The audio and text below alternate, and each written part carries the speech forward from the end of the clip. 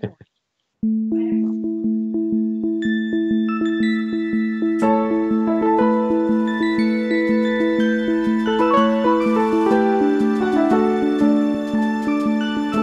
podcast for heroes in the world of Overwatch. This is The Payload.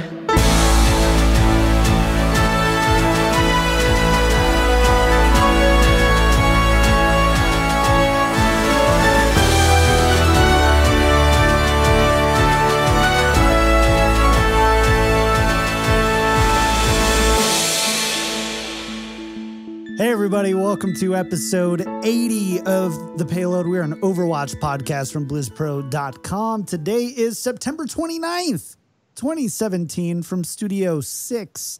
That's right, 6 now. It's been 3 months. Time to rearrange everything. From Denver, Colorado, I am KickedTripod, and with me, of course, is the lovely crew. Before we get to our awesome guests, first, Jimmy, it's been a while, man. Jimmy Bloxham, Camarillo, California, right? Still there, right? Camarillo, close enough. No one outside of Camarillo I thought I said right. Camarillo, and you correct me to Camarillo. No, it's Camarillo. Okay, well, that's how I would have said We've it. set the record I'm straight. I'm convinced somebody told me. Okay. Anyways, hey, Jimmy, it's good to be back. Good to have you back. Good to be back. Good to see your face. Yeah, definitely. I'm excited to have you back pushing the buttons. I'm excited to be back. Show goes much smoother with you pushing the buttons. Dude, I think you did great, man. I really do. Thank you. So, well, now I have to come out to Denver again and see Studio 6. Yeah, and Choji. You do. Sorry, I'm adjusting audio stuff really quick. It's all good. Every time we do this, something happens. People's volumes are way different. And then I have to try to fix it, and it's just not good. But now I think we're good. I think we're good now. All right. Sorry about that. Jimmy, when are you coming back to Denver, man? Hopefully soon. DreamHack? When is DreamHack? 20 days. 23 days. It's the weekend of TwitchCon. Oh, really? I'm so devastated. I've never seen a DreamHack before. And I haven't either. That's definitely one of the esports events that is kind of on my list to do. It's in my backyard, and I can't go to it because I'm going to be at TwitchCon. But hey, we're being rude, Jimmy. Let's go to our wonderful guest. You may know him as the host of the High Noon podcast, the premier esports podcast for Overwatch. And I say that truthfully. I'm not just brown nosing here. It is the best esports competitive based podcast that I've listened to. So if you're not listening to it and you're interested in esports, you're podcasting wrong, or you're podcast listening wrong. You're doing it wrong. It's none other than the Blevins. Hey, Blevins, welcome. I know you've been here before, but this is my first time doing a show with you. Hello, sir. Hello. Thanks for having me on, and thank you for the very, very gratuitous and graceful and awesome intro. You're welcome. You can PayPal me later, I guess. Just it's already been sent. I knew in advance that it was happening. Fair enough. You may notice that we're missing Rosh. Rosh's beautiful, lovely, handsome kitten is not doing so hot. I don't know if it's a boy or a girl, is kind of not doing so great. So she's taking the week off. She was fully planning on being here until that happened, but we will absolutely love to have her back soon. But thankfully, to save the day. As pet owners, I think we can understand that the trouble you go through when your pet is sick. Oh my God, it's the worst. If Choji was sick, man, I don't know what I would do. Like, Katie freaks out if he eats 3 bites less of his meal, of his food in the morning. She's like, is he sick? Is he not doing well? I go, no, he's just not hungry. I could see her freaking out. She goes, I'm going to call out of work. Yeah, I'm going to call it work. I'm going to come home and keep an eye on him. Yeah, I'm sure he'll eat them with him staring over his bowl. All right, sorry. We are clearly not on topic. I've got a lot to get out. It's been almost 2 months This since is the High Noon time. Podcast infecting you, though, that because we're all. I mean, okay, so we're esports focused, but we're also very tangent heavy. So you just gotta roll with it. You just gotta let that happen. I'm known as the guy who like cuts off tangents and doesn't let the show flow. So when I'm doing it, it's bad because then the show goes off the rails. Whew. But anyways, we should probably talk back on rails. Back on rails, back on roller coaster here. Back on. I can get us right back off if we need Space to. Mountain. So I believe you. I believe you. So let's talk a little bit about our weeks in Overwatch. Blevins, what have you been up to, man? You've been playing some Overwatch? What have you been up to? Yes, I actually have. I finished my placement matches, so that was good. Which you'd think would be crazy, but for those of you who listen to the show, it is sometimes like herding cats to get me to actually do my placement matches. But I did them, and Jimmy and I talked about how the placement system was more accurate, and I'm like, well, no, if it's more accurate if I'm significantly lower than I was last time, and I am, so they are more accurate now, so that's good.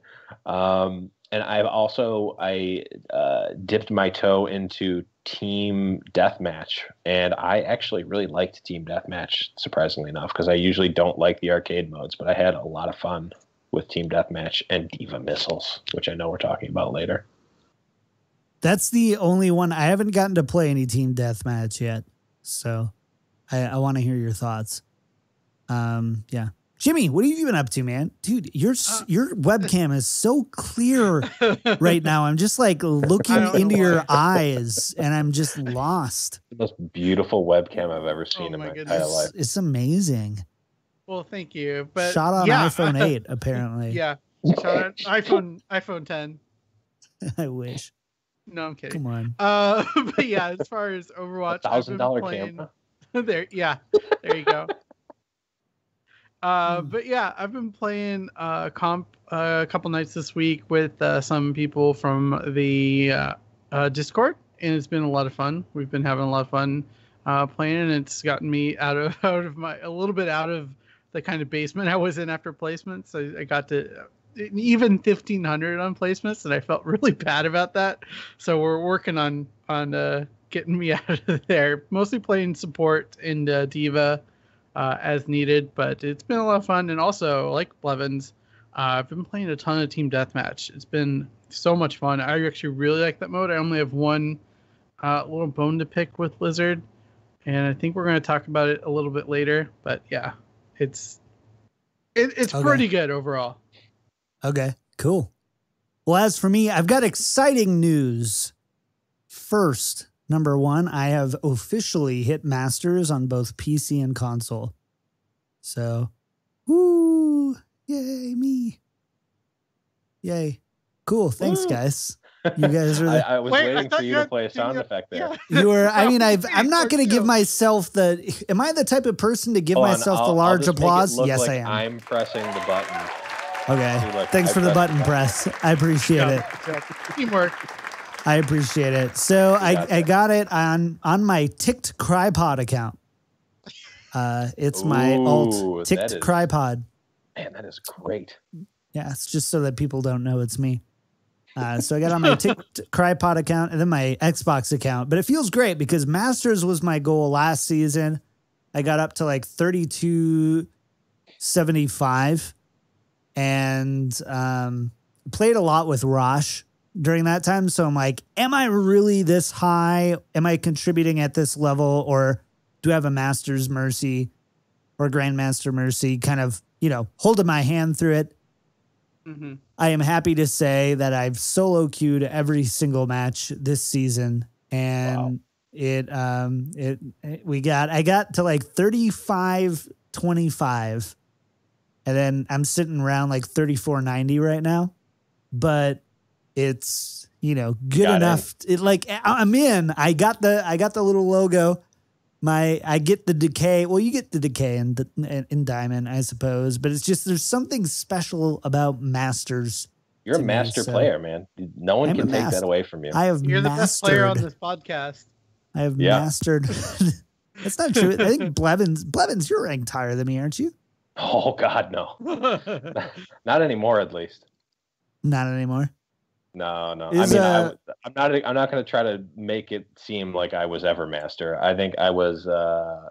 No. I'm just going to leave it. Let's not go down that road. Thanks for your honesty. Yeah. In the end, here's honestly what I believe, and I would love to actually hear your thoughts. If you're listening to the show right now and you've never written into the show, I'd love to hear your thoughts for content creators. Would you rather them spend more time creating awesome content for you, or be better at the game?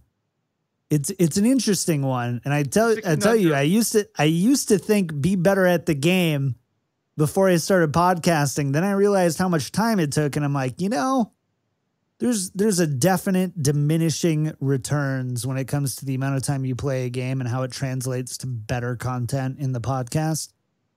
So I would love to hear your thoughts. The Payload at blizzpro.com. Send us your emails and just be nice. Be level-headed about it. I get it. Some of you listen and you're like, I only listen to podcasts with 3 grandmasters. I get it. Are but there then again, any? You shouldn't be hearing. Dogman's podcast probably is, because he's got Dogman and Reinforce are two of the hosts. But if there's only 2, then there's not 3 grandmasters. So it's true. The overview minus Chan Man. I know Chris usually hangs in high platinum. Yeah. So yeah. Anyways, we're not perfect. Either are you. But I'd love to hear your thoughts. Or be like, spend more time playing the game or something like that. I get it, okay?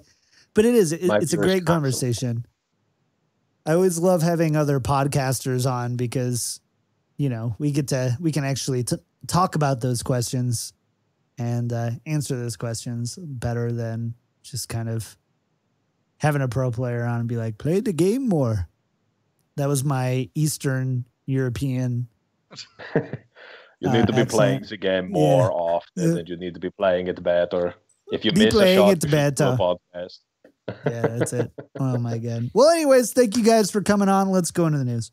This week in Overwatch.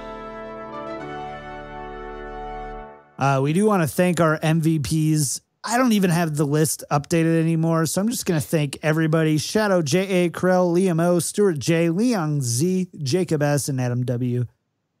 If you're not still on that list, I don't care. Just thank you for at one point supporting the show at the level that you did. You get a bonus thank you. I love you. Lots going on this week, but before we get started, a couple housekeeping things. Join our Discord. We're having a great time, great conversation. We have awesome content creators. Blevins is in our Discord hanging out, and you can pick his brain on beard growing and grooming tips, as well as... I might need your help. Jimmy, I see that you like, so here's the thing. Like I've been working on this for a while now. It's my, my depression beard is what we'll call it.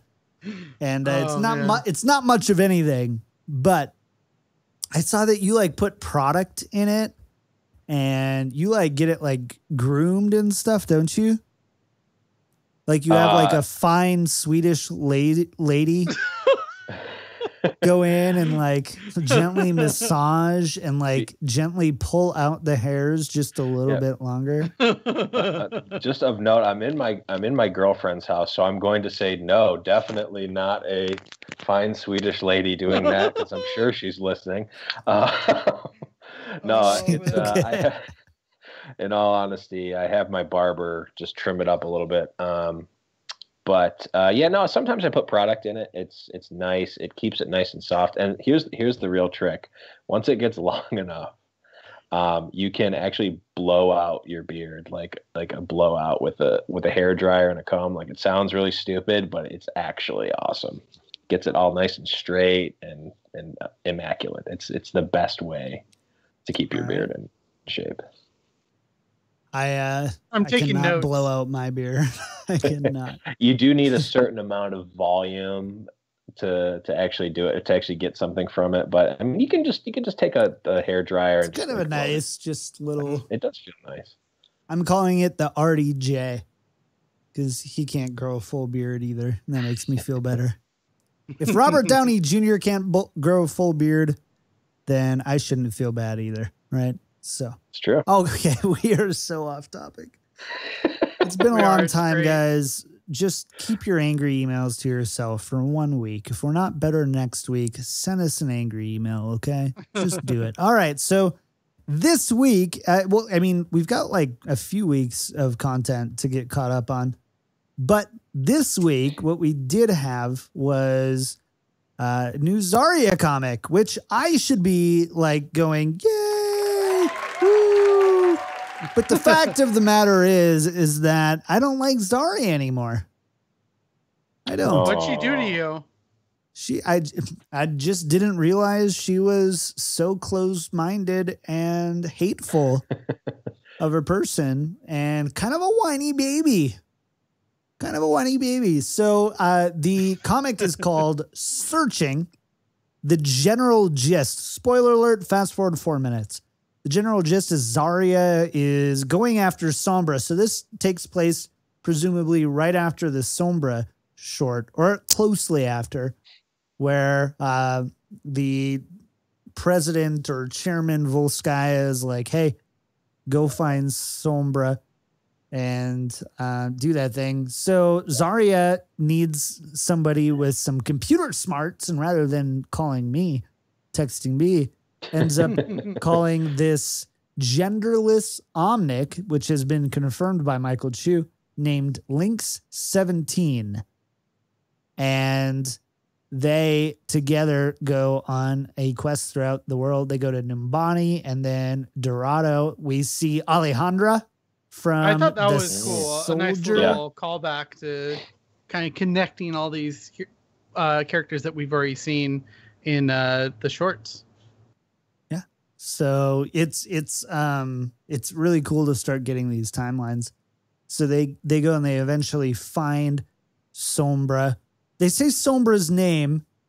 What is it? I missed it. I didn't write it down. Oh my gosh, I didn't either. I had it up. I have it, but I'm not going to tell you because that would be too easy, right? Yeah, that's you can find the name totally of Sombra on High Noon Podcast in 2 days. Olivia Colomar. So Olivia Colomar. And such a disappointing name. I know. I love the look on Sombra's face in that panel when Zarya says her name. Like, you never see Sombra have this like fear or like scared face ever, and there's just like kind of some terror there. She's like, "Oh crap, I messed up somewhere. What did I do? What did I do wrong? Who spilled the beans, etc." So I'm sure that's partially like what's going through her head in that moment. I have a question / theory. So anyways, let me finish up the story really quick. So they basically, they find Sombra in Dorado, and basically Sombra incapacitates Lynx. And so she has to choose between them and Sombra and bringing Sombra back and, you know, doing good for her country. And over this time, Zarya hates Omnics, and you know this from the in-game voice lines and little RP moments that they have. Like, it's very obvious she is not a fan of Omnics. Very similar to Torbjorn, but in the comic, she's very whiny about it. Like, you know, it's very reminiscent of just like very prejudicial people, and yeah, you just kind of want to. It's like if you weren't sure that she didn't like Omnics, they made very clear that Zarya just hates Omnics. Yeah, so she's so anyway, she's totally belligerent towards Omnics, which offends me as a human in a different reality. Like, I'm like, dear Omnics, on behalf of all humans, this does not represent our views, okay? Like, wait, this is a fictional world. But she Sombra rigs the warehouse to blow up. Zarya has to chooses to save her Omnic friend. And yeah, that's kind of where it ends, I think. But I was leading it up to a point. and I forgot the point. It's been a while, guys. It's been a while. Give me grace. But ultimately, okay, so let's just talk about this for a second. Oh yeah, theory, Alejandra. I think that Alejandra is related to Sombra. Could that be a thing? Do we know Alejandra's last name? I thought that's kind of what they were alluding to with that, because like no one knew who Sombra, or maybe not like related, but like a girl that she helped or something. Next door neighbor, something, because it's like no one knew who Sombra was. No one had heard anything or said anything about it, and that she found the girl and she knew the name and all that stuff. So it's like, yeah, Sombra is either related to her or I feel like if you know Sombra's real name, you've had to know her for the better part of your life and before she became Sombra.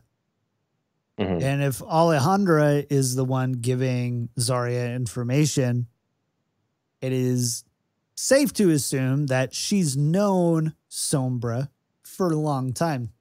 Now, I think you hit on that. Cousin, sister, aunt, next door neighbor. That would be the trope for sure. Yeah, I'm not sure. I'm gonna say sister. You see, I'm gonna go out on a limb here. She's an Omnic that Sombra programmed as a child. Whoa. I like that. That was easy. Easiest boo I've had in about 20 episodes. I mean, I don't think they would do it, but it would definitely okay, it's her older sister. Okay, that's the like level 1, like definitely super. Did you just call my theory level 1? Yeah, okay. That's like what they're trying to get you to think. So you got to be like, no, I'm not going down think outside the box. I'm thinking way outside the box. This is an Omnic that is so hyper realistic because Sombra is that good of a programmer, and programming and making robots is definitely the same thing in the future. So she can make a robot that's programming, hacking, yeah, totally the same. All right, so here's an underhanded throw to me. I'm just gonna say she's like a cousin or a niece to Sombra. Okay. So you're not saying really close, but you know that close enough. That circle outside of close. Yeah. Yeah. Like not quite best friends, but like a little bit more than passive acquaintance. Mm-hmm. Okay. Fair enough. Okay. What else? So we don't have the MediaFire version, right? No MediaFire version yet? This is the first time in a long time that they haven't had a MediaFire version, I think, at the same time as the release of the comic. I definitely was looking around for it. I'm like, where is it? Because I love reading the comic that way. But the official Overwatch account did say that it is coming a bit later. So a new way of saying soon from Blizzard, I guess. But yeah, it is coming. Soon TM, yes. Cool. All right. Well, what else about this comic? What did you guys think? I mean, Blevins, I would love to hear your thoughts. This is like the 16th comic, right? Episode 16, I think is number 16 or number 15, one of the two. Crazy. It is number 15. So it's the 15th comic in 2 years, right? Just about. Pretty good. Yeah, I mean, if it were like a normal comic publication, it would be one a month. So it's like half, or no, I guess it's almost like on. No, it's not two. It hasn't pretty been close. 2 years, right? It's pretty close. It's 15, but we've also had digital shorts and in-game shorts. So we get about one piece of supplemental content a month, right? Yeah. So that seems about right. The one thing that jumped out to me about this one was like I thought that the Link 17 like had some really good lines and like was kind of sarcastic and like what did he say? He was like, oh, so I see that they didn't program you with like a sense of tact or something. Like he said something like snide to Zarya, and I thought that would have been cool to see that as an animated short, like to see him like that interaction seemed like it would have been funny. Definitely. to see in real time rather than reading. But I thought it was one of the more interesting ones. I think it's like I don't want to see every single like Overwatch character just be like exactly what you think they are when you see them. Like that's kind of what these shorts are trying to do is like, okay, well, we paint the picture of what the character is. You see them in the game, you hear all their lines and stuff, and like this great, awesome hero, but she's like kind of racist and kind of awful in some ways. And like, how many games do you see someone who would be considered a hero be like kind of racist and prejudiced? But like, she's not always like that. It's not like Archie Bunker where it's like, oh, well, we're just going to ignore it because it's funny and it's the 70s. It's like she's actually learning and like gaining some perspective, but she's not like a perfect like beacon of, morality. She's kind of like real in a way. Yeah, totally agree. I honestly, I'm really glad you said that about it should have been a digital short because I feel the same way. I feel like this is a comic that would be best retold in the form of a digital short. Imagine Zarya talking to Volskaya, traveling the world, looking for Sombra, finding Sombra, doing the whole Batman and Joker, where are they? And, it ends up, blowing up the warehouse, making that choice. That would be really cool. The thing with the digital shorts, though, is they're always usually just one location. So I don't know how much they'd have to do in production for that. But, I mean, they already have Volskaya already kind of built out from the Sombra short. But, yeah, this would have been really interesting. And Dorado built out from the and Dorado. So you'd just be doing a couple little... Yeah. Apologize. No, I'm just kidding. I'm just kidding. I backed myself into this corner that it was too much work for Blizzard, and you're like, wait, they've already done all this work on other digital shorts, but you're right. We say it's just so easy. It's like, oh, well, just recreate this awesomely detailed world. Like, just do another one. Like, just do 2 more. Like, what you've already done 20. Like, what's 2 more? Yeah. The one last note I would have on it is like, obviously, like the comic progression, we see like they have like 4 or 5 conversations, and like Zarya is like really mean, and then they travel somewhere else, and she's like still annoyed with him. It's like, when you think about it, they must have been in a plane together for like 20 hours. Like, you think they would have gotten some of that out, and I guess maybe that's why they didn't do the short, because like you kind of suspend disbelief when it's just like 1 frame away. It's like, oh, this happened 2 seconds later, when actually it's probably like 27 hours, like, and also being in like a same hotel room together. Like, these are the details that I look into. I really shouldn't, but here we are. Yeah, I thought it was great. I love the comics. I would love the option to get physical versions. Mm-hmm.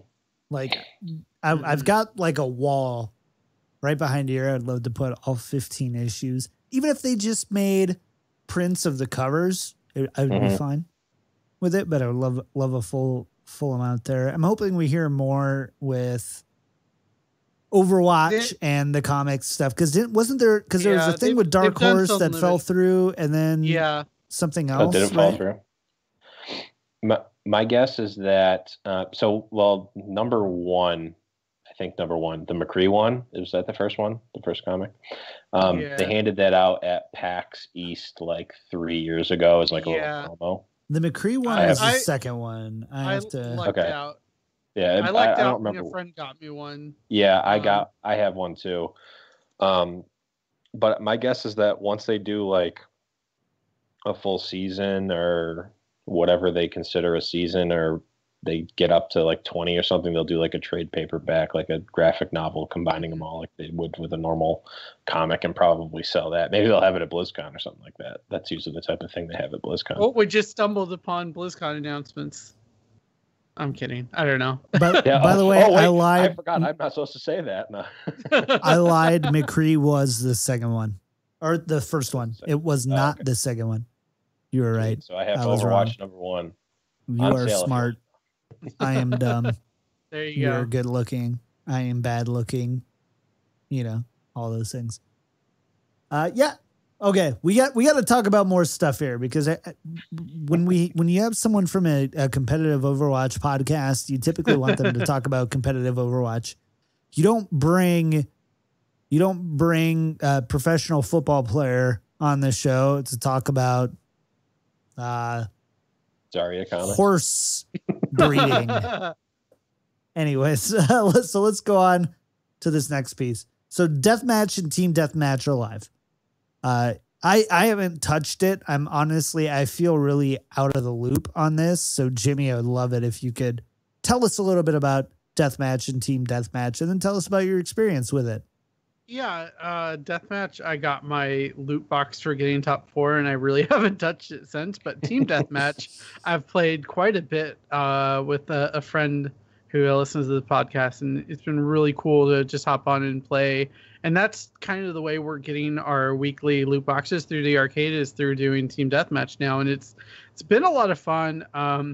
I think there's still some rough edges around it. Some of the maps that kind of got shoehorned in, that are existing maps that got shoehorned into the deathmatch mode, are a little rough. Especially, I want to think. Why can't I think of it? Kings Row has just the worst spawning of all time. It is so bad. Like you're that, and the other like Oasis one that was made for the other 3v3 mode. It's kind of rough as well. And also with this change to Mercy, she has a free life every 30 seconds basically to take a kill off of the score from the opposing team. And it's every time I see a Mercy played, people on both sides are complaining about it, and I feel like that's something Blizzard will need to address. Or maybe they'll just leave it in because it's team deathmatch and it's not the focus of Overwatch really. But overall, I've really enjoyed team deathmatch, and I think it's a good addition to the game, and I'm glad we have it. Yeah. What do you think, Blevins? Yeah, my experience has been very similar.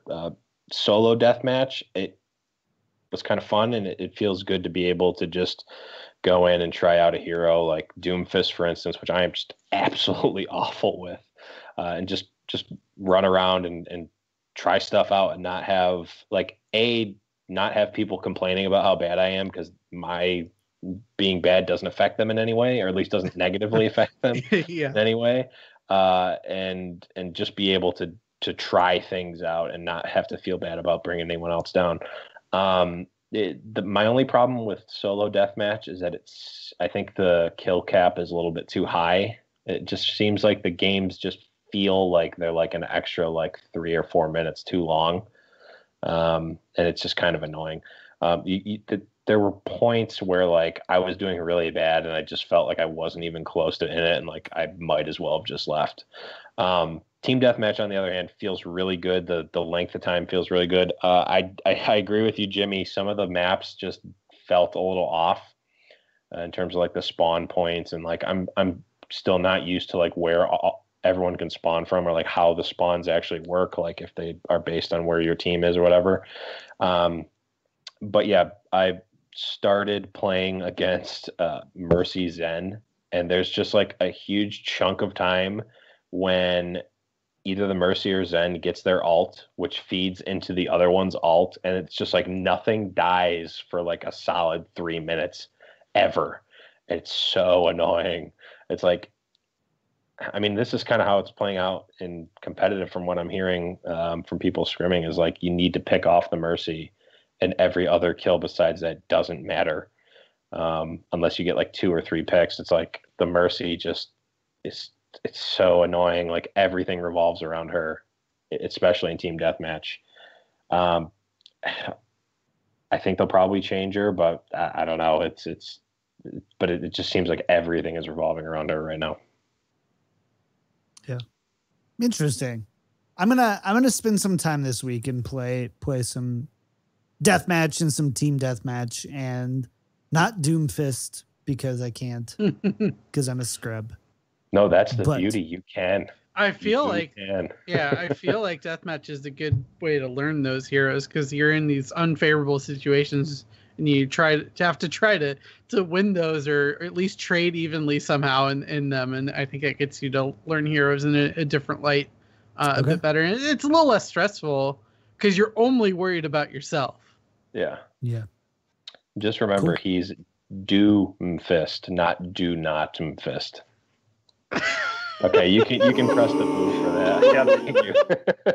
I'll see. I've never had to boo a guest twice, but this will be the first time. Yes, and hopefully not the last because I enjoyed it. It feels good. The boo button is my favorite one. I put it. Never mind. I won't say that on the show. The B is for Blevins. Just guess which key on my QWERTY keyboard the boo button is on. Anyways, all right. So we've got a few things left to talk about in the news. We do have the big patch with the huge changes to D.Va and Mercy. We're not going to go through them today because I said so. Obviously, Rosh is an amazing Mercy, and we would be doing ourselves a disservice not having her on the show while we talk about those changes. But I'd like to actually bring somebody onto the show who's a very fluent D.Va Mercy player, and when we can see a little bit more about the patch being fleshed out. Junkertown is also hope you don't get motion sickness, and the Battle.net Blizzard mobile app is also there, so now I get pings from DJTyrant at 3 a.m. Yeah, and exactly. Before it was just okay. So this actually led to me playing Overwatch last night. I was out to dinner with my girlfriend, and a friend of mine messaged me asking if I wanted to play Overwatch, and I probably wouldn't have gotten that message had I not. No, she's very supportive of me, just like Kitty is to you, John. You get it. She's better at Overwatch than I am, and she makes so many friends on Xbox. I play for 3 times as long as her. And then she goes on, there's 30 people wanting to play with her. She's just a more likable person. Anyways, sorry, I digress. Wow, a woman popular on the internet. What a surprise. Whoa. It is a surprise. I didn't think there were girls on the internet. Hey. I don't have words. I don't have words. Go ahead. Continue. Wait, Proceed. Okay. Yeah, proceeding. I have another bone to pick with Blizzard. Please, if you're going to add a mobile app to this, up the friends list limit for us content creators, because we have we've already hit the max long ago, especially those of us who ran tournaments and stuff. We have all these pro players that we don't want to remove from our friends list, even though we never play with them. We want them on our friends list so we feel cool. Yeah, and you basically can't play in a Hearthstone tournament without removing your real friends to be able to add the people you have to play against in Hearthstone. Mm-hmm. I thought this was, I downloaded the app, so there's that, but I don't know if I'm ever going to use it. I have Discord, Discord is basically doing what this is going to be doing, except better. Yeah, it's tough. I'm really conflicted. So first of all, I will say this, the app is beautiful. It's really well done. It's smooth. It's easy to understand. It's exactly what I would expect. To Blevins' point, there's some overlap already with the solutions that we've gotten around because of the time it took for Blizzard to create a Blizzard app with social features, which, is not a new request. And they've been pushing out mobile apps for at least 3 years. So, there was the capability to do so. At the same time, there's a lot of, with Discord is so server based. I have a lot of people who are my friends, but aren't necessarily hanging out in the Well-Met or Overwatch or Payload or High Noon Discord. They're hanging out somewhere else. We might be friends on Discord, but even then, I never use the friends feature. If someone adds me, great. But I never who's on my friends list? What are they doing? I don't do that. So I misuse the app a little bit, and it's also it's a step removed, right? If you have somebody who's on Discord and is like, hey, you want to play Overwatch? Yeah, let's both log into Overwatch. Versus like, hey, dude, I'm on Overwatch right now. And it's also not just like random people. Anyone can join your Discord server, but not everybody can be your friend. So, Blevins, I 100% agree with you, but I think that there is a space for it. I just think that, Jimmy, your point's right on. Like, we need more than 200 people. I need better support for multiple accounts. I have 3 Battle.net accounts or Blizzard accounts, whatever. I think it went back to Battle.net. Whatever they're called this week, right? You know, exactly. Whatever they're called this week, I have 3 of them, and it's really difficult for me to like go between the 3. I have one that's like my strictly like friends list. I don't tell Jimmy that one. And then I have like a, this more broad, hey, anybody who ends up being in a place that sees this Battle.net,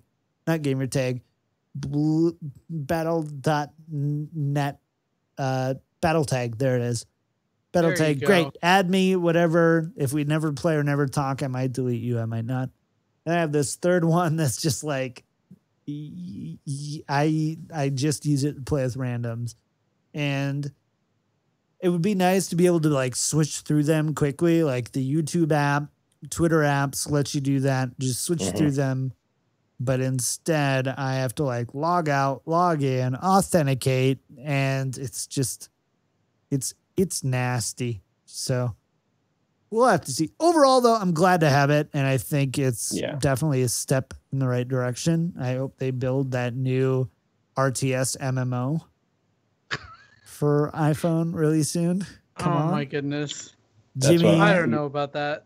That was the biggest downfall for me, is that like this is what they've been this is what they hired all those mobile people like 18 months ago when everyone was like, oh, there's mobile people. I want like Blizzard Clash Royale. That's what I want.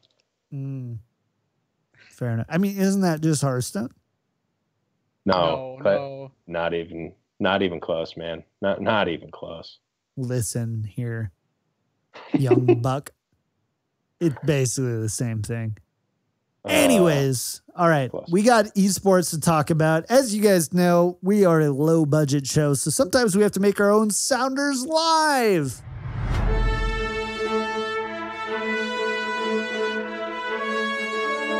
Overwatch esports.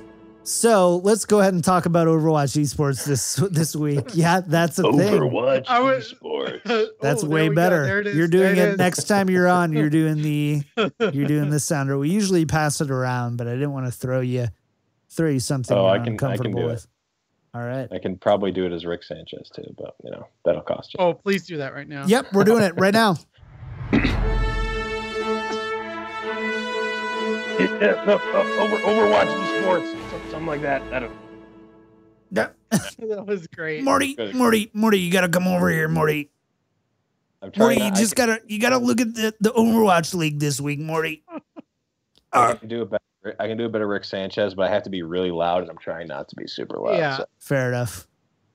All right, man, we're making so many people upset on the show. Everyone loves Rick and Morty. Remember, the internet says if you don't like Rick and Morty, you're not smart. Just read Reddit.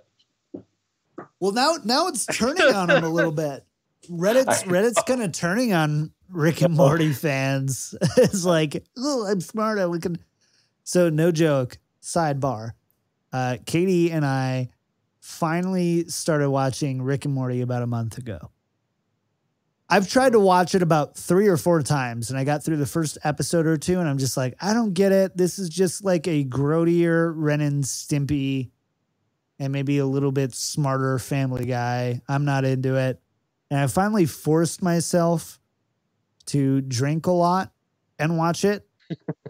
And by episode 4, something clicked, and we're so addicted to it. No joke. I've never kissed somebody who also does their own Rick impression And so that's new for me. Yeah. Well, that's episode 80 of the Payload. Thank you so much. Hey, John, I thought we weren't talking about TwitchCon last year. Oh my God. Dude. What happened to TwitchCon stays at TwitchCon. Katie's not allowed to come to TwitchCon anymore. Just kidding. She's coming. She's coming. Yeah, I was gonna ask why, but then I was like, yeah, it sounds like it might be a personal just too story. many Well, guys because just hit on her John the whole usually time. kills people if she comes.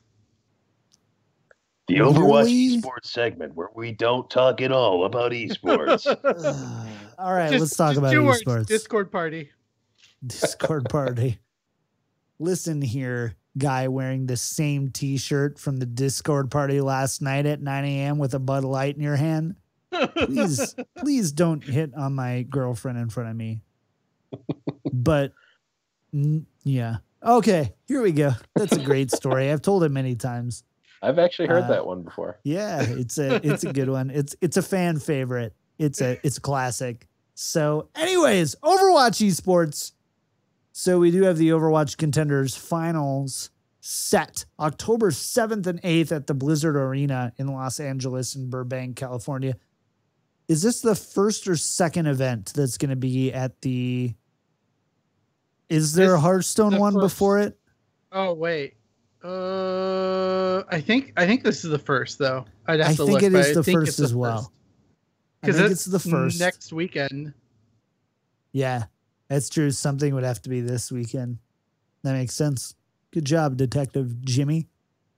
So we've got 8 teams. I really want to hear your thoughts on this one. I got to watch Contenders this past weekend, and man, there's some really good teams out there. There's also a lot of There's also not a lot of people playing with a certain Overwatch League looming, those types of things.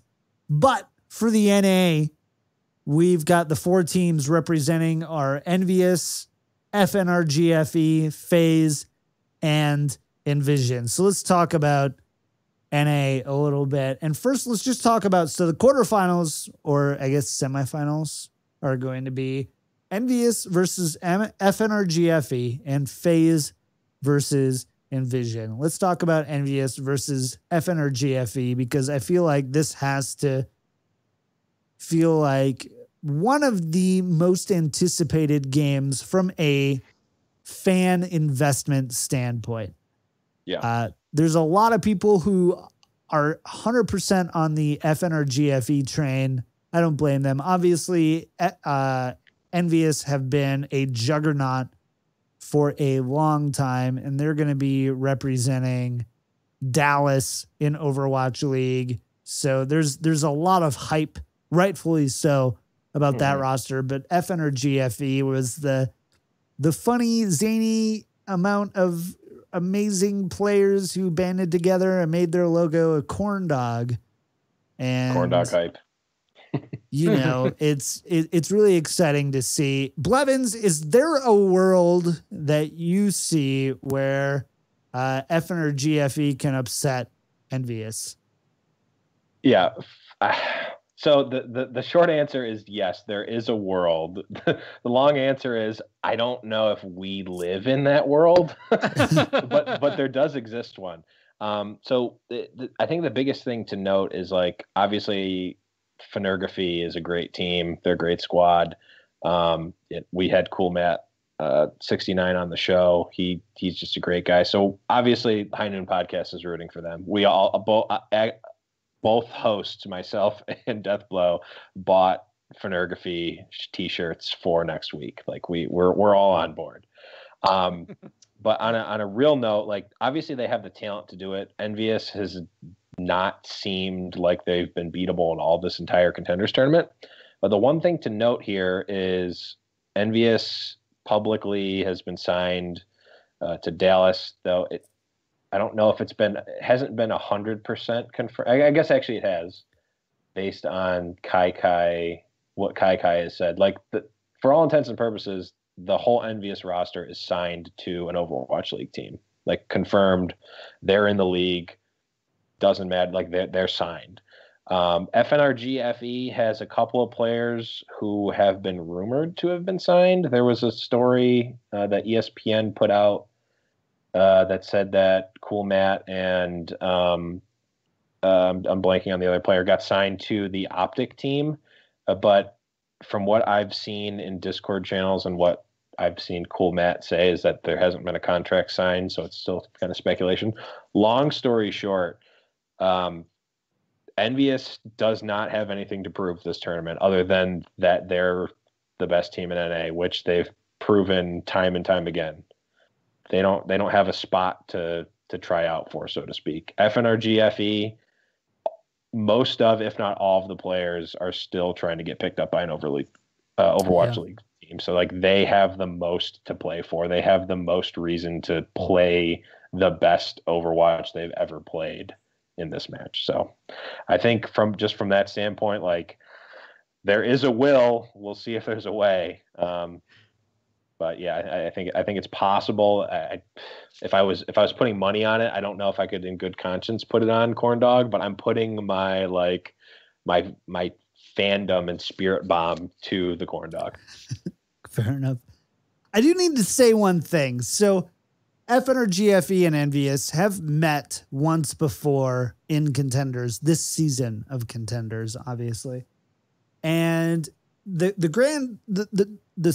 final score was 3-1, but these games were close. Yeah. It was 2-1 on Liang Tower. It was 5-4 on King's Row. It was 1-0 Envious full held Volskaya Industries. And then 2-3 Watchpoint Gibraltar in the favor of FNRGFE. And if you look at the scoreboards, the only decisive scoreboard was actually the 5-4 favor on King's Row. Everything else was incredibly close, within a plus or minus 4 kills, plus or minus 4 deaths, obviously. It was very close. And so while I'm like, yeah, 3-1, Envious looks good. Envious also looked great against the rest of the field, only going close with Rogue, which I think we all kind of hoped that game would be close. But 4-1 Envision, 4-0 Renegades, which I thought would be closer, 4-0 Kingarna. They 3-1 FaZe, which obviously is, the kind of, right now it's the crown jewel of unsigned Overwatch League talent is FaZe Clan. And then they 4-0'd Immortals, who they should be, right? Like Immortals should be, that's the LA roster, right? Have I missed something in a month and a half being gone? It's the LA team. It hasn't been confirmed if they're the LA roster, though. Right. Immortals, the organization, owns the team. We don't know who is going to be playing for said team yet. Right. And we've got a little bit of that. We only have, I believe, one roster officially announced, and 2. We have Luxury Watch 2. Blue. We have the Soul team and the San Francisco team. Okay, we have San Francisco. We have Cloud9. We have Cloud9 Kangdu in England. Oh, yeah. We have Envious. And did they confirm the Envious roster? Okay, so there hasn't been a press release about it, but Kai, who's the coach of Envious, was talking on Overwatchers about like Seagull, who has been publicly confirmed, and like how he's going to be subbing in for Taimu and Effect, and like all like talking as though those other players are going to be signed to the team. So not a press release confirmation, but the coach talking about the team as though it's the team confirmation. So we have, I mean, if we go based off of like strong leaks, here's what I can think of off the top of my head. So you have Dallas, which is Envious. Strong leak. You have London, which is Cloud9 Kangdu. You have Immortals kind of right there. You have Miami, which is Misfits. You have New York, which is Luxury Watch Blue, San Francisco, which we talked about, and then you've got Seoul, which is Lunatic High, but they didn't actually announce, an actual a full team there. We haven't heard from Boston, the Nope. LA team with the Cranky brothers, or it's not brothers, it's a dad and just the one guy, I think. I believe it's dad and stepson. But you've got Comcast in Philadelphia, and then NetEase in Shanghai, who we now know are the Shanghai Dragons. So it's 8 of the 12 have at least been strongly hinted towards. But the only one that I know that's been confirmed that I can think of, like confirmed officially, was Luxury Watch Blue in New York. Was San that Francisco with NRG. I The New thought York so. team? I I remember so. hearing about it, but I don't know if it's confirmed. And then Maybe Cloud9 in London. Those were the 3 that I felt were like confirmed, announced, done, signed, sealed, deliver. They're yours. We'll have to see. I guess it's that really sloppy time, right? Where it's like you have coaches, former coaches, you have really, really well connected esports writers like Jacob Wolf, who is, one of the first people who, are revealing the leaks. Jimmy, what did you just link us? So yeah, the Seoul team. The Seoul team, yeah. The Seoul team is confirmed. Yeah, it was on the Overwatch League site, actually. August 21st is when that came out. It's been a little while, so I don't blame people for forgetting about that. I feel like it there's flew a lot under of the news. radar. Yeah. It really did. It kind of just happened. Anyways, that was a long way around to talk about who we felt like FNRG, FE versus Envious could beat. But I'm with you. I think Envious comes out here, but I'm going to say it's going to be a closer 3-2. I hope it is. And honestly, like, I have no particular ties to Envious, so I'm rooting for the corn dog all the way. I love, again, fan favorite. Like, I'm like, I'll rep that every day. But I'm like, I just think I have to give it to Envious. They look strong. They're getting stronger. While, yes, they don't have anything to play for or prove, presumably they're going to Dallas. At the same time, it also probably means that they're going to be working together, and practicing now is better than practicing later, and might as well. The preseason is just over 2 months away, right? So December 10th. Yeah, December. Yep. Yeah. December 6th or December 10th? 6th. And then January 10th is the inaugural season. So December 6th is when they're going to start playing for realsies. That's a big deal. So I don't think that any team that's signed by Overwatch League in full is going to be phoning it in. Not that that's what you said. No, not with you the amount of money involved. That's not what you said. But like in the sense that I feel like I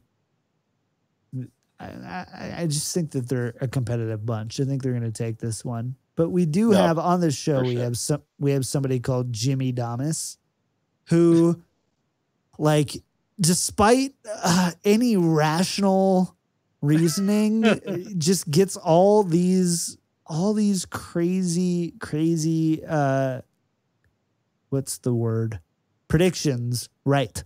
And I need to know what Jimmy says about this one, because likely if we see this, right? So if we see this happen, I think FaZe crushes Envision, right? There's no doubt about that. FaZe Clan crushes Envision. So I think so. Yeah. It's going to be the winner of Envious versus FNRG FE versus FaZe. I want to genuinely see an Envious versus FaZe finals. I really do. They 3-1'd. But at the same time, it was not as close. It was not nearly as close. The only one that was close was Hanamura, where Shadowburn had 95 kills. Carpe had 59, Fact Fiction had 47. And then from there, Effect 22, Mickey 13, Taimu 12. Right? So literally like quadruple the kills, and they still went to like the second turnaround on that. And so I wish in the grand finals we saw an envious FNRGFE, because I think overall that would be actually the closest match. But I think that they end up playing FaZe, and, you know, envious overall won, and they did so handily except for Assault on Hanamura. And if I remember right, they didn't do so hot on Assault against FNRGFE, right? That was Volskaya Industries. Mm-hmm. Yeah. Oh, they won 1-0. They full held. So I guess I can't really say that. They lost on Watchpoint Gibraltar. Yeah. Sorry. Yeah, there's a lot to break down with this series between Envious and FNR GFE, or what would you call it? Ferngify. I like Fernergify. It is better, but I'm just really proud that I'm able to say it most of the time. I want to really kind of dig into their last series that got them to this playoff here, and they had to beat Detroit Renegades, who went 0-7 in contenders, which shows that they're probably the weakest team in North America, and that went to a 3-2 series. And I don't know if that was more because Renegades is like, oh, we can be spoiler here and prevent FNR GFE from getting to the playoffs, or it shows more that they're just evenly matched. And that's the only thing that makes me pause about them beating Envious. That was a really good series, by the way, but it was also really close, obviously, by the 3-2 score. I think Envious is just too strong right now. Sorry to burst everyone's bubble. It'll be like 3-2, 3-1 though. Sure. Yeah, the problem with beating Envious is that you need to be playing the best you ever have, and you can't make any missteps, because they are so good at feeling out when you misplay, and they're so good at getting the small advantages when you make even the slightest misstep, and they just punish you so badly. Mm-hmm. And at this point, they're 2 matches away from the lion's share of $100,000. Like, you're going to practice for that. You know, that's a big deal. Even if you just signed a $50,000, $100,000, $150,000 contract with, Overwatch Dallas, it's still money, right? You know, that's a new, like, I could think of what I could do to Studio 7 with that kind of Skrilla, you know? There you go. Let's jump over. Oh yeah. Sorry. Go ahead. The last thing I'll say is it's worth noting that Effect, the Tracer player for Envious, said that their match against FNRGFE was his worst match he's ever played professionally, and he was like, I need to make up for this in this Envision match, and they just completely dumpstered Envision the next match. So he, at least, and I think some of the other players, take it kind of personally when they play poorly. Like, Effect is a Korean player and like takes a lot of pride in how he plays. So while I think that FNRGFE has more to play for, I don't think that Envy is going to sit on their hands for this one. They're going to definitely try. Envision did get stomped a lot, though. They lost 1-4 to FaZe. They lost 0-4 to Envious. They lost 1-3 to FNRGFE. They beat Kingarna, which I think most people expected. They beat Renegades. The surprises were they did well against Immortals, 3-1. And then they beat Rogue, which I think was probably the most surprising, as they put up such a good fight against Envious. Rogue did.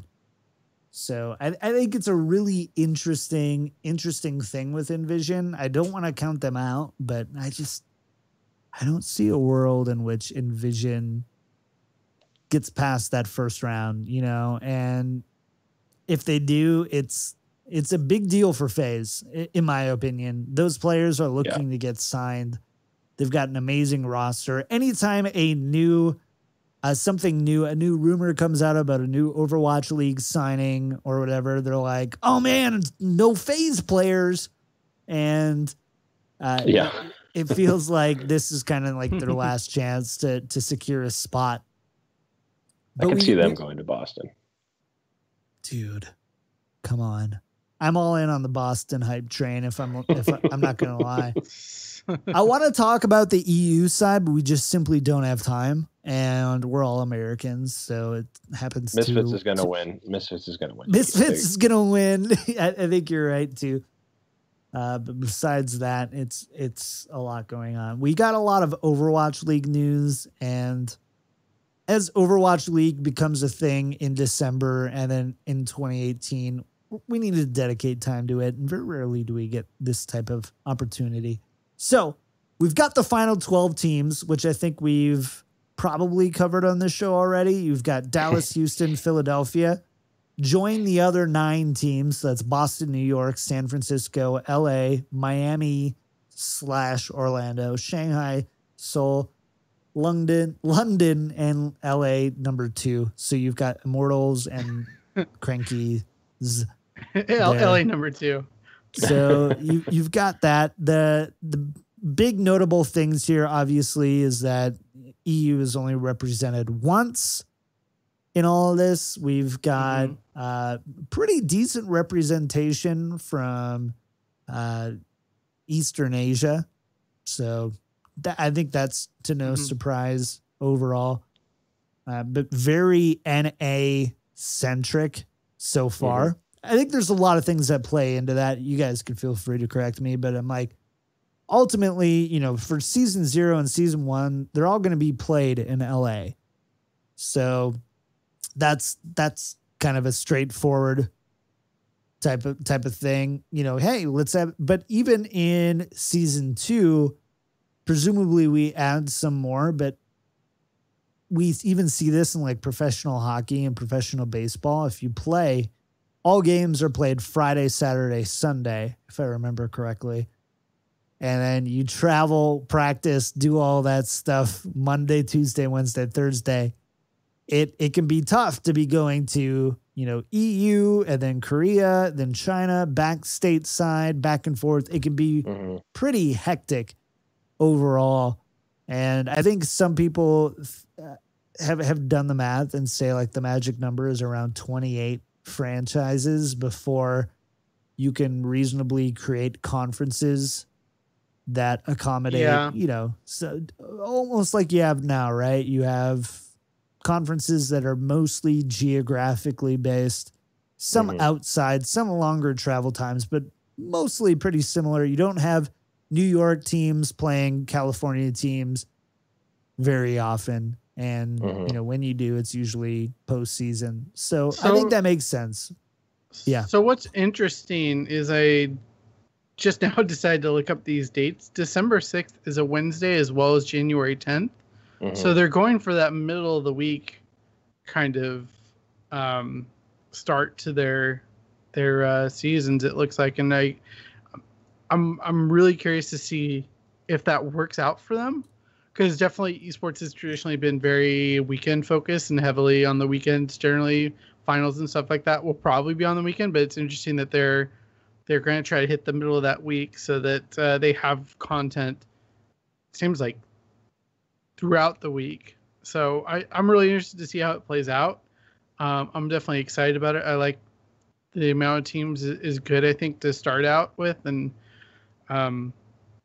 the season ends in June, and then we have playoffs and finals in July. And presuming season 2 ends sometime around BlizzCon. But it seems like Blizzard's kind of stepping away from BlizzCon just being the finals for all their esports. I think Hearthstone this year got moved. I think World Cup. BlizzCon. Yeah, I think the more World Cup is going to be the thing. Yeah. The more fan service tournaments end up getting played at BlizzCon, and then like the real premier Overwatch the real premier esports events get played elsewhere. And I mean, I think that makes sense in a lot of ways. Number one, they can make a lot more money that way. Number one. Number two, I think it helps spread out their schedules a little bit. When you have, we've been, Jimmy, you and I have been at BlizzCon. You're a Heroes guy and an Overwatch guy. I'm a Hearthstone and Overwatch guy, and even just between those two sports, trying to watch all the games, it's not possible. Nope. I have my iPhone open on one, and then I have my I'm sitting in the arena on the other. Yeah, we were sitting in the arena watching the Hearthstone stuff. I remember that. There's like 800 hours worth of stuff packed into 48. Yeah, it makes a lot of sense, is what I'm getting to. But so anyways, those are the final 12 teams. The preseason season 1 is going to be in the Blizzard Arena in Los Angeles. December 6th for the preseason, January 10th for season 1, ends in June, playoffs and finals in July.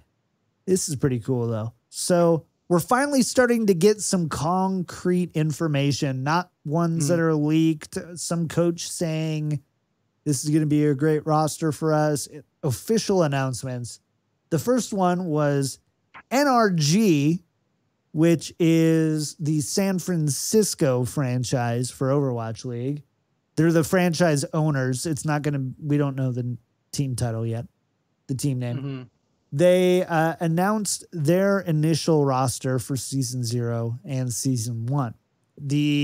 Keep in mind the final signing date is October 31st.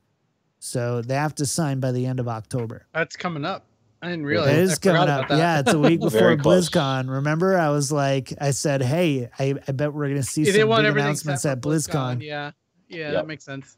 But we have Overwatch San Francisco, and this was pretty cool. They came out with a kind of a cool video about it, a hype video, and not everybody, but a lot of people associate NRG with Shaquille O'Neal, is he like the owner of NRG Esports? If not, he's like, I think he's part owner. He's a investor, major investor in he's NRG a major Esports. Investor. I think it's owned and by face of franchise. A couple people, at least, but if not like an investment group. Yeah, some people have invested in NRG as well, and they helped make this announcement with Overwatch San Francisco. This video included Shaq, J-Lo, that's right, Jennifer Lopez herself, Jenny from the Block. Jenny from the Block. That's Jennifer Lopez. The way she talked in the video made me think she was an investor as well. I haven't heard anything official about that, but I think they're all invested. Okay. Marshawn Lynch, beast mode, who is also, I believe, again, I have to find the article, but I believe he's an investor as well, a new one. And Michael Strahan all helped in introducing this new Overwatch League roster. And first of all, before we talk about the roster, what did you guys think of the hype video? I absolutely loved it, and to see this kind of support from such high-profile people, like if you told me 3 years ago that this was happening, I would have laughed at you and been like, "No way, that's never happening in esports." But here we are, with celebrities announcing Overwatch League teams and Blizzard using Serena Williams to have their hype video for Overwatch League. I mean, it's crazy. I love it. And this will bring just more eyeballs to Overwatch League. And I think it's a overall really good thing. And I'm excited to see where it goes from here. Yeah, I love this video. I absolutely love Shaq. So like, I'm super biased. But I thought it was great. One caveat here is, like, I love that there's, non-endemic people, so people not involved in esports at all that are invested in esports. What I don't want to happen is have Michael Strahan be on actual ESPN and get asked about NRG and have him have no idea what's going on or sound like an idiot about it. I don't want it to be something that they just threw money at and then are still like the public face of it, but don't know what the investment is, because that's just going to make it look silly. Like if he's like, oh, it's a thing where we pay a bunch of kids way too much money to go play video games in front of each other. Like, okay, well, you just completely ruined like the whole point of it. So I'm really hoping like there's a good way to do the celebrity, investment and endorsement, and then there's a really bad way. And I'm hoping that they know which way to do it. Totally agree with you there. I think I think we're getting beyond that point finally, which feels great. It's a lot more of a. It's still esports are still an investor's market. If you've got the money to invest, like there's reasonable returns, but they're not immediate. And as you even see right now, most esports teams supplement themselves with streams. Or they pay very little, don't have team houses, or consolidate their costs by having team houses. It's way easier to pay one $3,000 rent bill for 5 dudes than it is for 5 $1,000 rent bills for 5 dudes. So I get it. I get where you're coming from. I think we're getting beyond the point. I don't expect J-Lo to be like, well, we have this new awesome 17-year-old named Sleepy who, is mostly untraded. He was with Tempo Storm before, but he's really strong. And we get to go, like, I don't expect J-Lo, but I do expect her to know something. J-Lo, give me something that you know about this team. At least be prepared about it. Maybe she has a new song that's going to drop as the theme song for Overwatch League. That would be sweet. Yeah. that will not happen though. But Jimmy Damas could strike again. And hold on, what's more likely? Well, let's bring in our next story with that. So what's more likely, the J-Lo Overwatch League song or the little girl Alejandra being an Omnic? Dang, that's tough. I can't decide. Okay, here's the roster. We've got first on DPS Dante, Baby Bay in IDD QD, tank Super and Nomi, and then support D-Hawk. Sorry, I know I butcher his name every time. Is it D-Hawk? Is that okay? Does that pass? I think so. I'm sure he's watching to tell us. So that's the 6, the primary 6 that we're going to see in season 0 and season 1. But we also had 2 fairly huge signings, and that's Sinatra and Sleepy. And Sinatra obviously on DPS / flex, and Sleepy on support projectile flex. He can do some tank stuff. He's got some really, really interesting hero pools overall. The reason why we separate those two is they're both 17 right now. They're actually technically not old enough to be able to play in Overwatch League. They will be. I know Sleepy's birthday is March 28th. You guys, is that weird to anybody else? That's kind of weird to me. I was watching his stream last night and he said, so that's the only reason I remember. I didn't look it up. It's kind of weird. He's like, yeah. So wait, how old does that make him? No. Wait, Sleepy is the other one that's underage? Because I know Super was, maybe he just turned 18. Because I remember when he was on Hammers Esports, it was like a big thing. He was only like 17. Dang it. Now you've got me energy. Where's my thing? Where's my notes?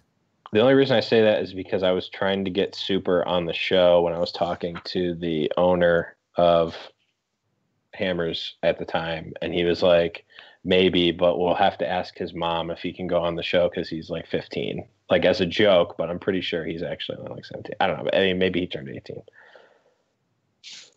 What I find more amazing just about this news is that Sinatra, over on ESPN Esports, they announced that he's getting like a $150,000 salary, which is just insane. And he's not even going to play in Overwatch League for I don't know how long. So he's getting paid to basically practice with the team for however long it is. But I mean, when you see a talent like that, you want to lock him up on your team, and that's the strategy that they're going with here. Yeah, I mean, I think the Sinatra and either Sleepy or Super, whoever we figure out is actually the underage player, or both for that matter, investing in season 1 in those players is like it speaks volumes to the strategy of NRG. Like, there's two different ways you could go at season one. You could try to make a super team and spike and be the first, season one Overwatch League champion forever, and have like a bunch of 22 to 23-year-olds who are really good now. Or you could invest in the really good 17-year-old kid that can't even play half the season but is a superstar already, and have him be a franchise player for the next 6 years. And I think that's like the more evolved, not evolved, but the more sophisticated way to look at building a roster. And I really think that's awesome. I'm the most interesting thing to me, and we've on the show have tried to figure out, like, without getting declassified information, like, where does the $150,000 contract like stack up on the, like, is this the highest one we're going to see? Is this in the middle? Is this the lowest? Like, where is it? And we've got a variety of different opinions on that. But I can't imagine that you're paying a 17-year-old kid who can't play for half the season or however long it is a max level contract like that. That doesn't make sense, right? I have a couple things. Number one, I actually wrote an article for BlizzPro and talked about Super as being under 18. So it's just a brain fart on my part. So sorry, guys. It is Super, not Sleepy. Sleepy, he's 19. We've mainly seen him play Zenyatta. He was with Tempo Store. We don't know a lot about him, but pros say he's pretty great. Super is known for his tank. He was with LG Evil, pre-LG Evil with Hammers Esports. He's Winston, Roadhog is kind of what we've seen him most play. As far as contracts go, I feel like Sinatra's would be. Do we know how long that contract is? Can they sign multi-year contracts? I think from what it said in the original post, the contracts are only a year long, but I don't know if there's anything preventing them from doing multi-year contracts. It was my assumption that it was 1 year.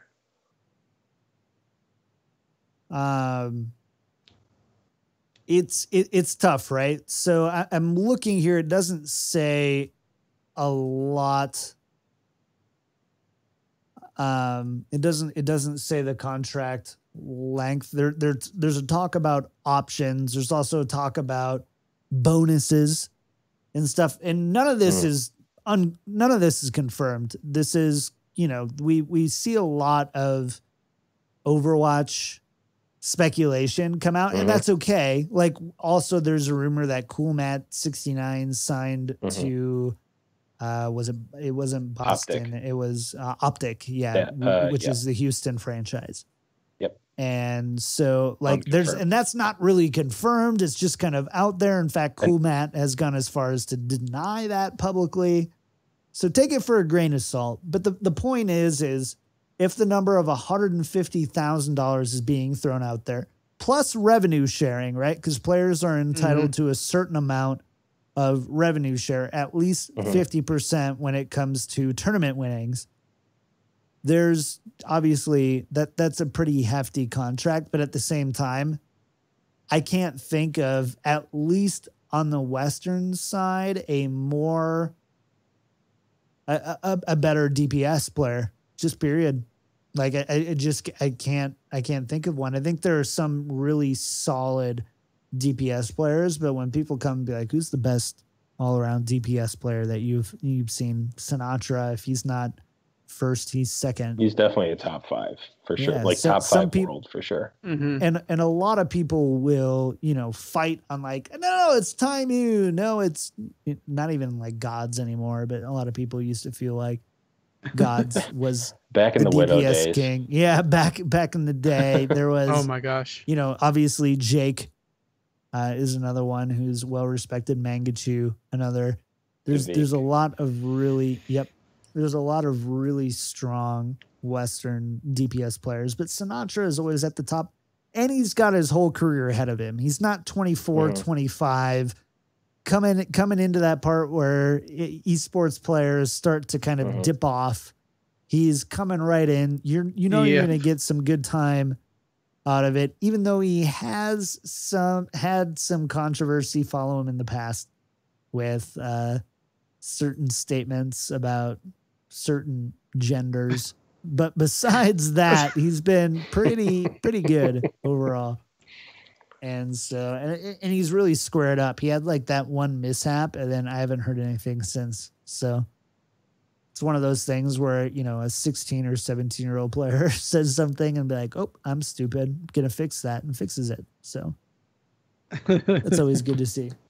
Yeah, I'm really interested to see if the young pups are going to be, or I guess how many of the young pups are going to be super immature and trolly and burn out, and how many of them are going to like grow into leadership roles. Like, that's what I want to see.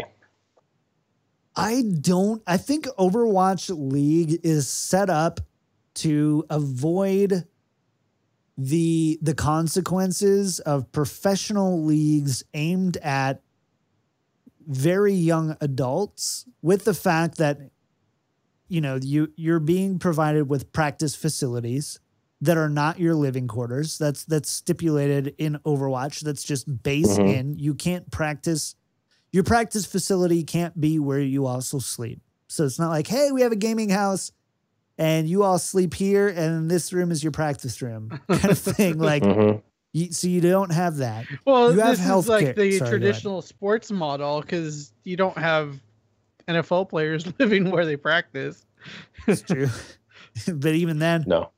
$150,000 is what, like 10%, not 10%, what, like 40% the league minimum? I know it's $600,000, I think, in Major League Baseball. So we're getting there. But there's, there's that aspect of it. There's the fact that you're getting healthcare and 401k paid for as well. It truly is a job, not try to exist as a human and play professionally kind of thing. It's like, hey, you are a professional. You are literally a professional. Right. And I think, sorry, go ahead. Oh, no, I was going to say, I agree with that 100%. I also just in like seeing people like in the quote unquote real world and real jobs that like are either just out of college or even just out of high school. Like, yes, these people have real jobs, but they still act like dicks because that's just who they are. It's true. And like, they don't 27 and I still haven't totally figured it out. Yeah. Like 17 years old. Like he's still 17. Like he can be a superstar. He can be, this, that, and the other thing. And like all the structure is there. Like people still find a way to screw it up even when they have structure. I'm not saying that he or anyone specifically will. I'm just saying like, I would not be surprised if we see someone like a superstar level player who's 17 years old or just turning 18, have it all go to their head and have way more money than like, their parents probably make. And just, it doesn't matter if they have their own facilities and whatnot. Like they're still even 17. Pro athletes have it, right? Like how many pro athletes go bankrupt 6 years after they retire? Right. Yeah. Pro athletes are so known for their acumen outside of the playing. True. Good point. It's a great point. We'll table that. So let's talk about this roster though. Personally, I feel like this team is a little stacked in the DPS side, but I'm really worried about their tank and support core. I really am. They have one tank now that can play the first half of their season. They have one tank. Now, to be fair, like Sinatra plays an amazing Zarya. So, that off tank, like you've seen Zarya. Also can't play during the first half of the season. Oh, that's right. Sorry. Yeah, you're right. Let me go to my cheat sheet here because I always can flex over for sure, but it's just interesting. Like I'm sure any of them can play a fine Reinhardt if the duty called, but they have one main tank player that can play the first half of the season. I'm just kind of interested to see what they're going to do. with that. We've It's seen like, Baby Bay on Zarya. We've seen. Do you remember when Dante used to play D.Va for Denial Esports? oh god, that was a long time Like ago. that was a long time ago. Obviously, I don't think you want Dante on a tank, but then again, if you've got IDD Cutie and who's the other person I'm looking at here? Yeah, I guess you're right. That does make it kind of awkward. Yeah, like I think yeah, we're gonna see a lot of players flex off of what we've traditionally seen them as, because this is kind of like a super team. It's just like when you played Little League and you make it to the All-Star team, and like, how many of you guys have played pitcher? Everyone raises their hand. It's like, okay, how many of you guys have played DPS for your team? Everyone raises their hand. Okay, well, someone has to be the catcher in this game. Yeah. So I'm sure there's probably plenty of people on this team that have played the other roles, and it might just be like, okay, you know what, IDDQD, okay, probably not IDDQD, because I've never seen him shot ever. Like, I think his 76 always has attack visor on. It's weird. But like, okay, Sinatra, you're playing tank this game, or, you know, just switch it up. Like, maybe Sinatra's really good at Zarya. Baby Bay's really good at Winston, or something like that, where like you don't even know who's going to play what, and they might just switch it up more. So that'd be interesting too. I think IDDQD ends up being slotted in season 0 and season 1 as DPS, which I think means that Baby Bay is going to flex a lot. Because I don't think you move Dante off. Like, I think you need Dante for his Tracer and Genji. I think you need that. You need IDD Cutie, and I would say is probably a better hit scan than Baby Bay to begin with, but let's assume that they're equal.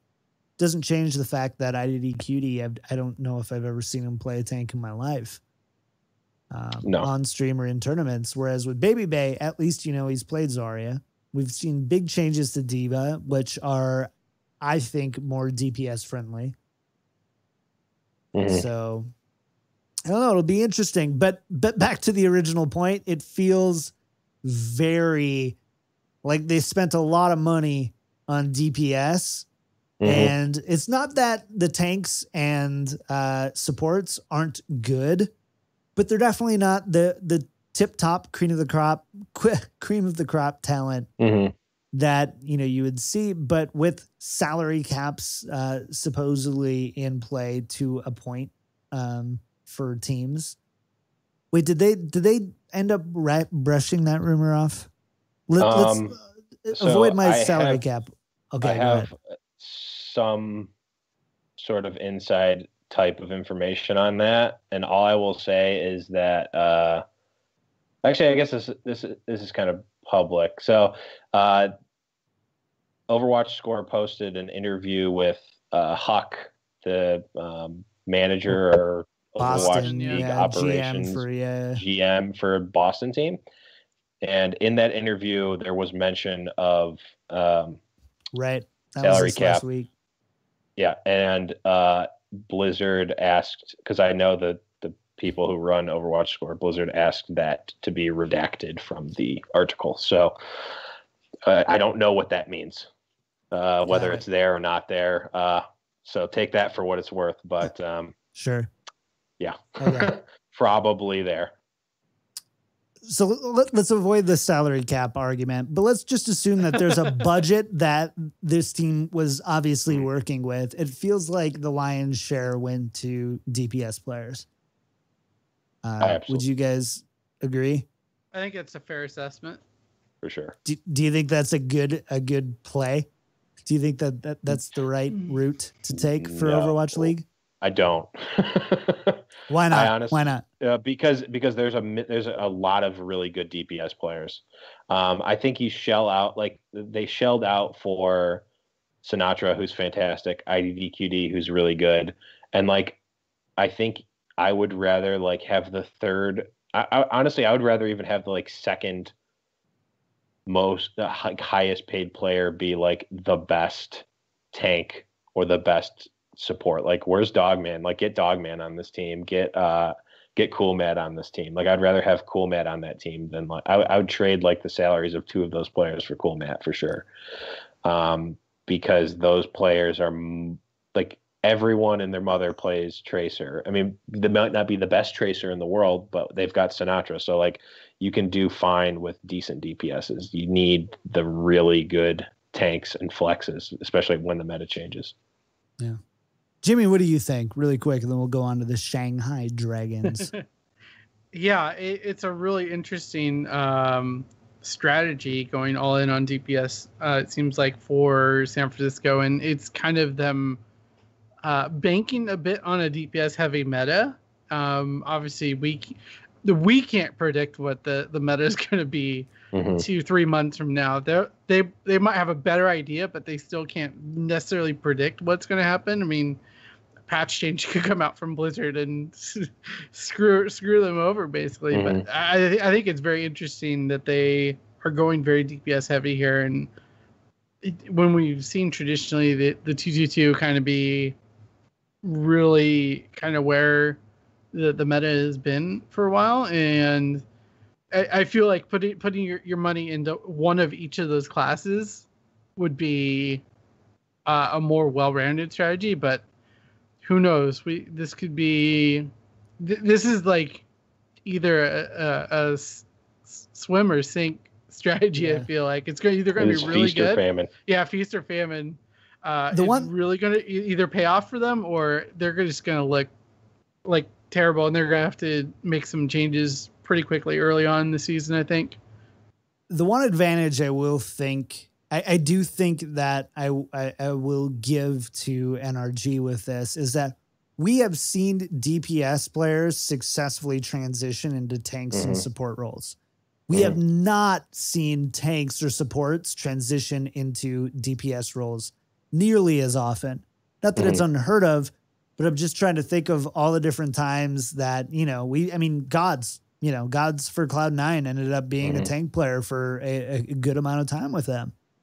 And, we've seen that multiple times over and over. And if that assumption rings true, if there's a general fact to the fact that many DPS players can switch to tanks, but not a lot of tank players can switch to DPS.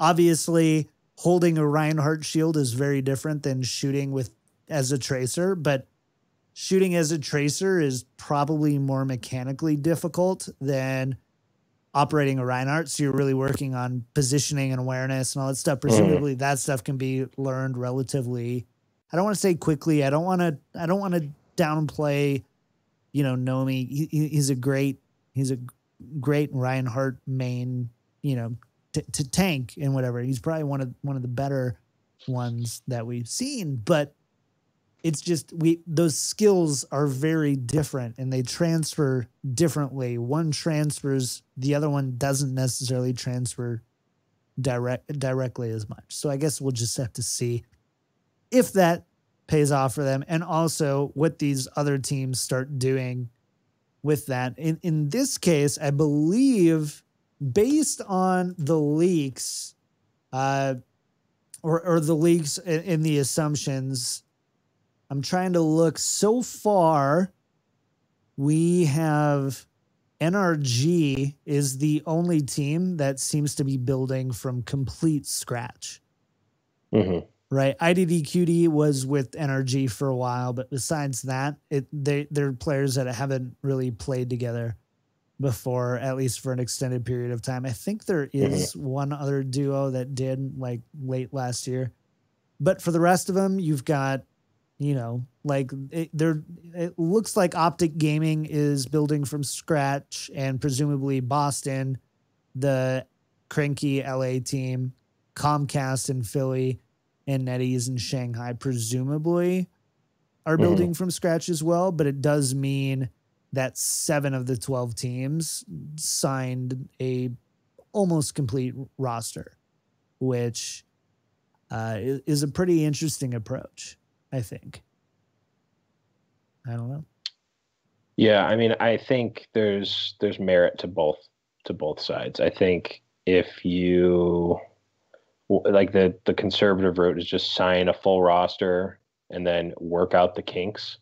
And then you could take the NRG side of just like, let's just build this out completely and do it from there. So we'll see what ends up being better. But I think it feels like a more long-term play to build from scratch. I think that you might see those teams struggle in preseason and season 1.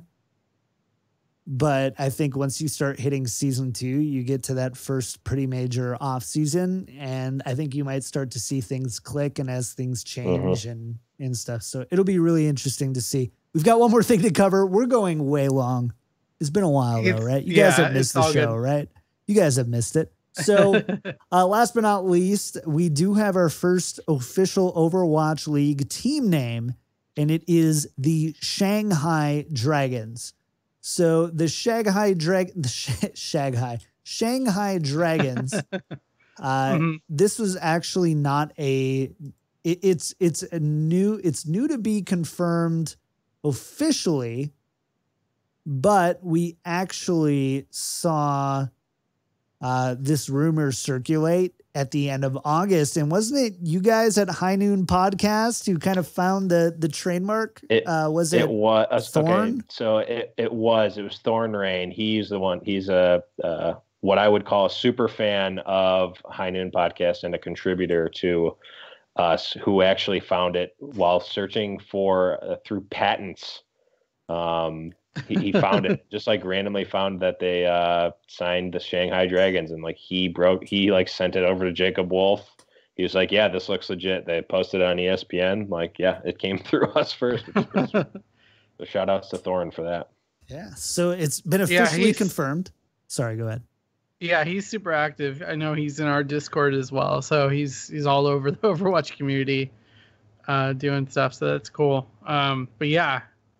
Did you want to talk more about this? Let's talk briefly. So first of all, it's okay. So we have the official logo, colors, and names of the Shanghai team, the Shanghai Dragons, which, again, to just emphasize, Shanghai is owned by NetEase. So this is something that's really unique to Overwatch League in the sense that it's not the NetEase Dragon. It's the Shanghai Dragons. It's the same, Denver Broncos. It's the LA Dodgers, whatever it ends up being, which is hopefully going to help bring more people into being emotionally and ideally for Blizzard financially invested into the league. And so it's really interesting. Their main colors are red, yellow, black, and white. They've got really great mock-ups of, number one, that logo is sexy. So sick. It's pretty nice. It is so good. And they showed kind of a 4-panel of, here's the logo with a red background, one with a white background, one with yellow, and one with black. And they show it in the Chinese writing. I don't know if that's the right way to say it, but it's it's in Chinese. So they showed it there. And then we also, extra bonus, see May sporting a Shanghai Dragons skin. And that's pretty cool. Jimmy, do you think that this is the a little preview to the type of in-game cosmetics we might see that are directly correlated to Overwatch esports? Yeah, I think it's Blizzard kind of just tipping their hat to us a little bit, being like, here's what's going to be coming with these Overwatch League teams, is you're going to be able to buy these skins to help support these teams and kind of be a part of the league in the game itself. And yeah, I actually really like this design on May. I got to be honest. I love the red jacket with the kind of yellow belt over. And yeah, she has the logo on like her the top part of the jacket there of the Shanghai Dragons, which is really cool. And yeah, this is a sharp logo. Left boob. It's on her left boob. Okay, you can say all right. We were all thinking it, Jimmy. Come on. That was a really great way to skirt it, but yeah. There we go. But yeah, I really like this logo.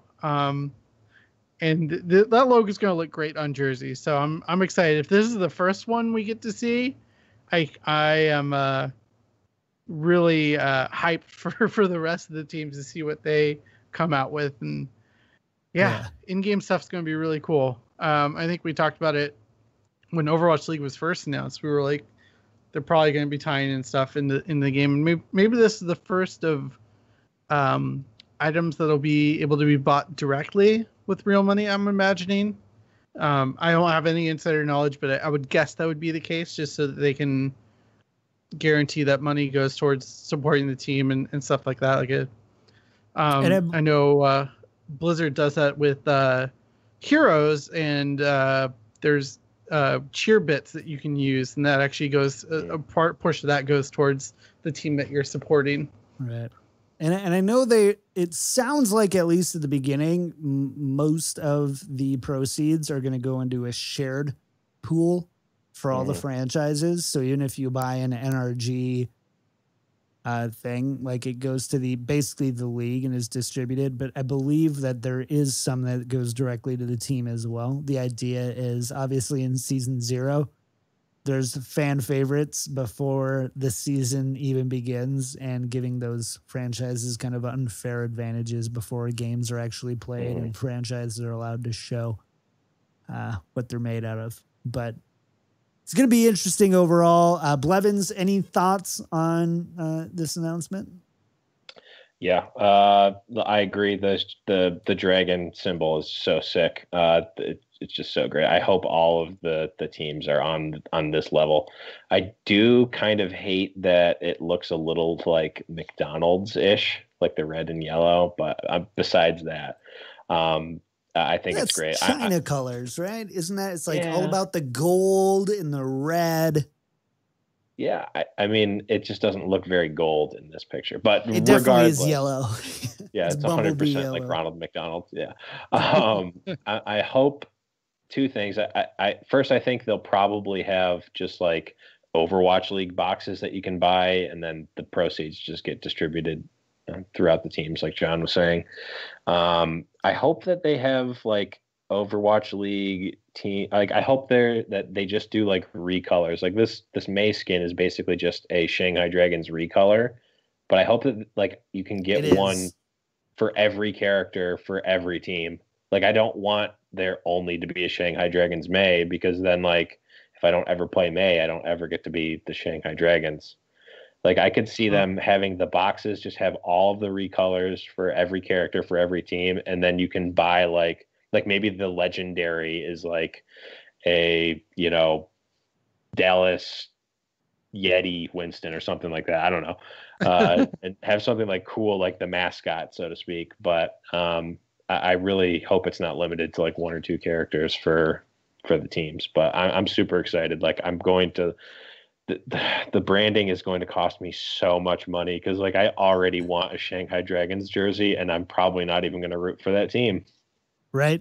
I'm the same way. Yep. I think you hit a couple of really important points in the head. I want to comment on these, and then we're going to go ahead and get out of here. So first, the skin is pretty subtle overall, right? Like, if you just put your that sounds weird, but if you put your pinky finger over the logo, you can't tell it's Shanghai Dragons at all. It just looks like a rare skin.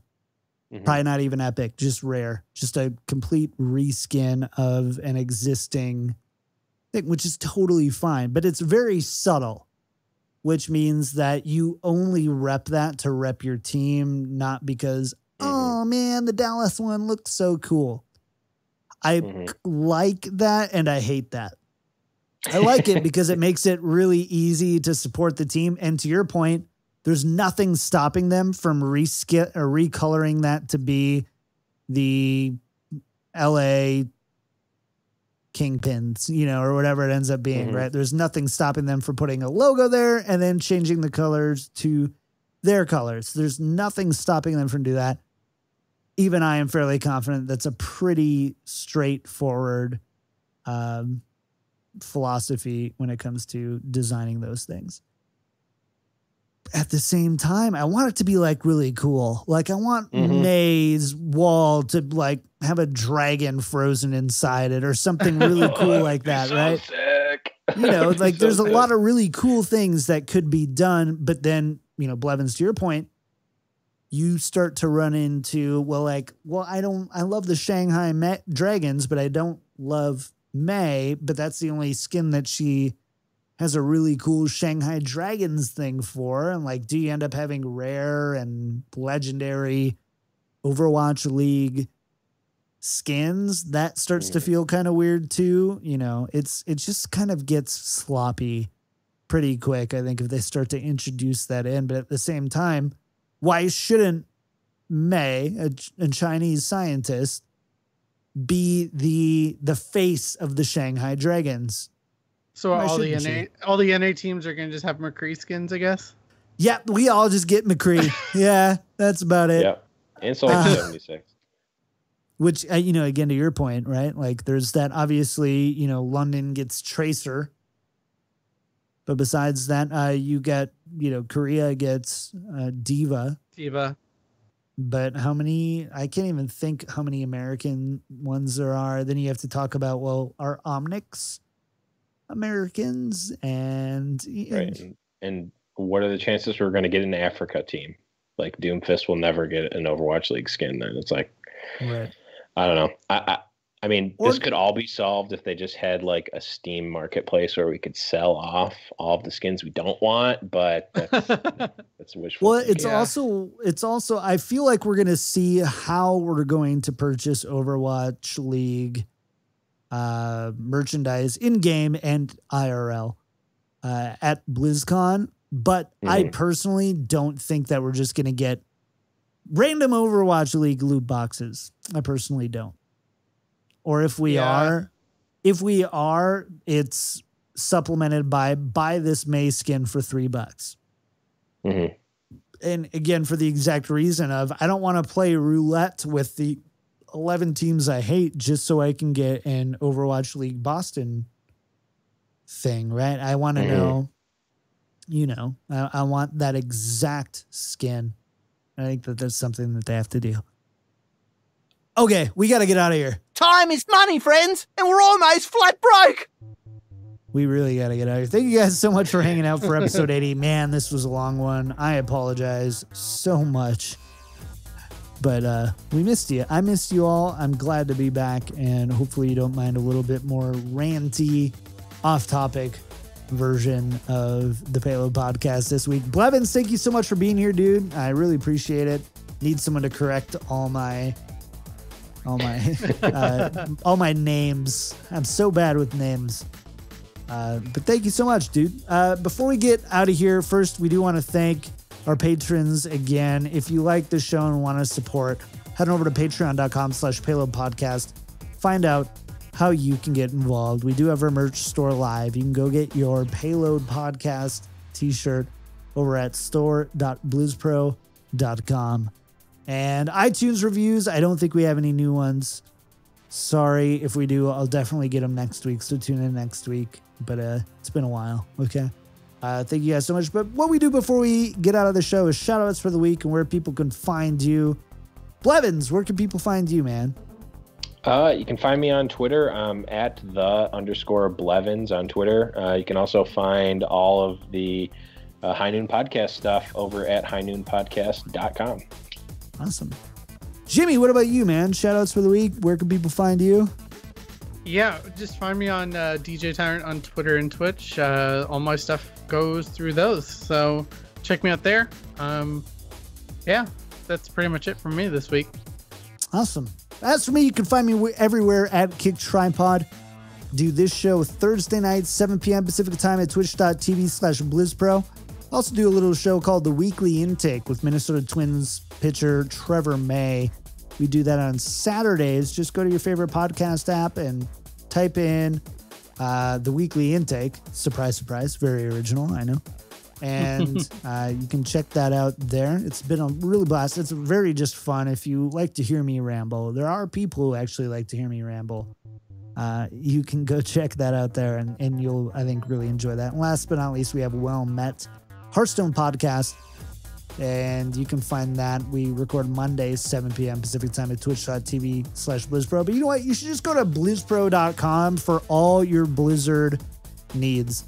They've got an amazing amount of content there. It's running full steam. We're so happy to be a part of it. And so go over, check out that. Thanks for tuning in to episode 80 of The Payload. Make sure to follow us on Twitter at Payload Podcast or email us, thepayload@blizzpro.com. We love your 5-star iTunes review. Take a second and leave a 5-star review and we'll mispronounce your name on the next show. And of course, a big thanks to Jake Buttonow at jakebuttonow.ca for our music. This has been episode number 80. We'll see you guys next week. Bye.